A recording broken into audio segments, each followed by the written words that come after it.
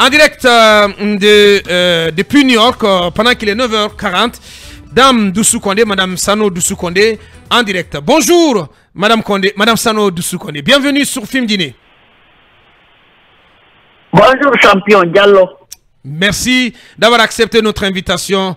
Dites-nous, pour commencer, on sait très bien que vous vivez à l'étranger, mais vous n'êtes pas du tout déconnecté de l'actualité de votre pays.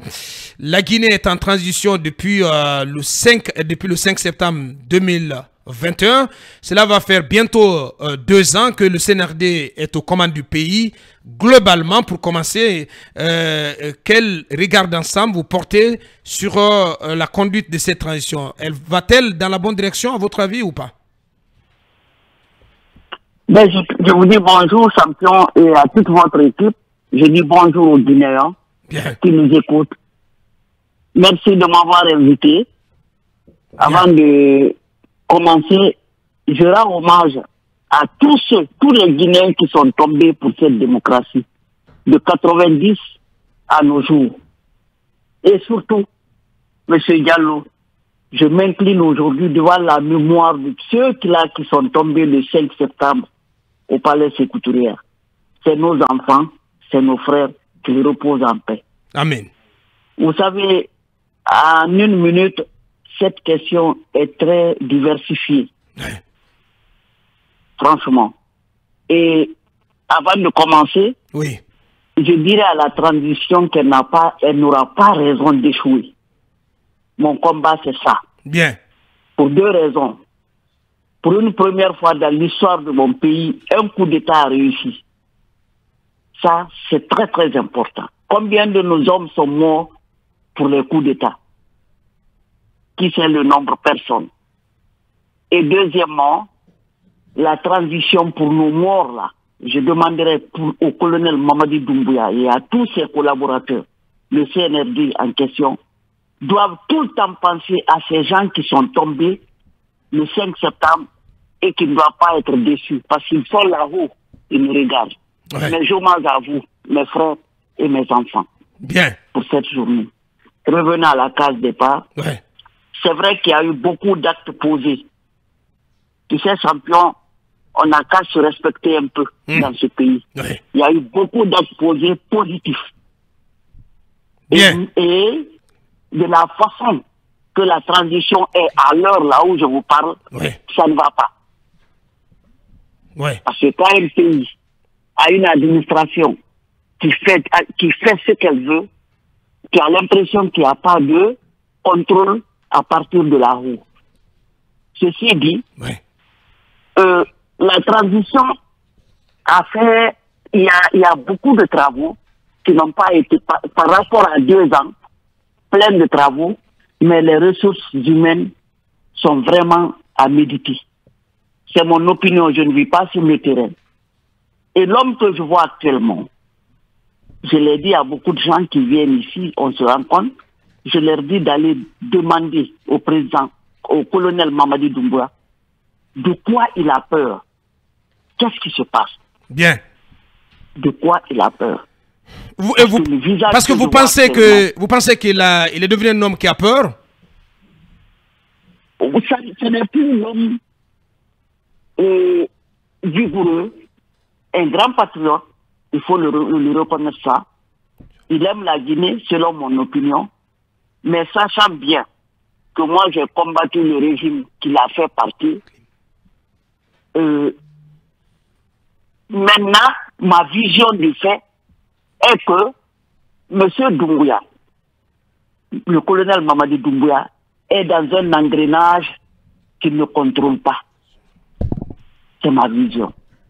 De la même façon que M. Alpha Condé fut embobiné quelque part là-bas, lui, il est à leur dévotion et le reste du peuple se débrouille.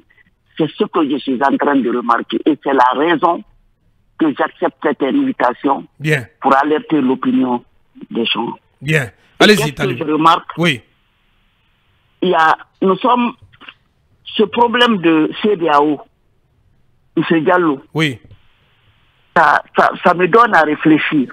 Oui. Parce que la CEDEAO, déjà, c'est des fonctionnaires qui sont payés par l'Union européenne. Alors, quand je vois que cette CEDEAO qui n'a même pas sa propre responsabilité et que monsieur le colonel Mamadi Doumbouya croit à ceux-là, je n'en reviens pas. Ok? Il y a des choses, je vais vous donner terre à terre 2 exemples. Oui, allez-y. Le procès du 28 septembre, je pense que c'est parti de l'Union européenne et qu'ils vont s'investir pour que le procès ait lieu. Félicitations à ces gens. Mais est-ce qu'ils ont mis un copec? Je ne crois pas. Pas du tout. Ça, c'est déjà quelque chose de très sérieux pour notre pays. En plus, les compagnons de M. Kondi, qui sont divisés en 2, les bons Guinéens et les mauvais Guinéens, qui sont en prison depuis 2 ans, ça aussi c'est un autre dilemme. Ça divise la population. Oui. Et se laisser aller dans l'administration, oui, c'est ce qui se passe actuellement. Parce que je vous ai suivi la dernière fois avec une émission concernant la caisse. Je vais prendre ce petit exemple-là, la caisse de sécurité sociale. Ce comportement de ce Dantigi Diallo Camara me fait revivre le pouvoir Alpha Condé. C'est-à-dire, c'est quelque part Alpha Condé sans Alpha Condé. Et qu'est-ce que ça veut dire? Il suffit comme ce Boubacar Diallo est quelqu'un au palais secrétariat, il se permet à Film de faire ce qu'il veut. Quel individu que je ne connais pas très bien, mais selon mes informations, il était au Canada ici. D'ailleurs, il est plus blogueur que fonctionnaire. Il est infirmier ou médecin. Oui, c'est un blogueur qui a plein de faux comptes. Il a beaucoup d'arcs à son épaule, qui vient, il semblerait fermer le bureau du comptable, mettre un gendarme qui ne soit pas radié.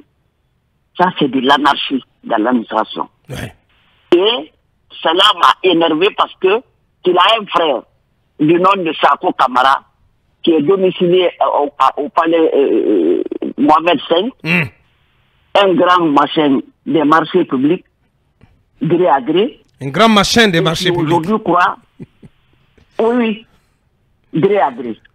Et qui croit que tout est permis. Son petit frère est en train de foutre la merde à la caisse. C'est un exemple. Il y a plein de choses comme ça. Et personne ne réagit, ni l'administration. C'est triste, M. Diallo. C'est très triste. La conduite des hommes me ressemble un peu au pouvoir de M. Alpha Condé, les derniers moments. Donc vous avez l'impression que rien n'a changé en ce qui concerne la gestion, l'administration publique. Oui, c'est la même méthode. C'est les mêmes méthodes. Trafic d'influence, relation avec un ministre ou avec le président de la transition, la tante du cousin du président, ou bien le neveu du fils du secrétaire général, des trucs comme ça, exactement. Comme bien. Comme éventuellement au temps d'Alpha Condé. Est-ce que vous êtes toujours là, Madame Sano Doussou? Je suis un champion. Bien, bien. Vous étiez en train de dire comme... Bien, je pense qu'on a un petit souci de liaison avec notre invité qui intervient depuis New York. On va d'ailleurs en profiter pour marquer la pause pour nos obligations commerciales. Si vous êtes donc à l'écoute, Madame Sano Doussou, vous restez en repérage. On revient dans quelques minutes pour continuer cette interview. On reste ensemble encore pour 1 heure dans la 3e partie, donc sur 10-11. On revient dans quelques minutes.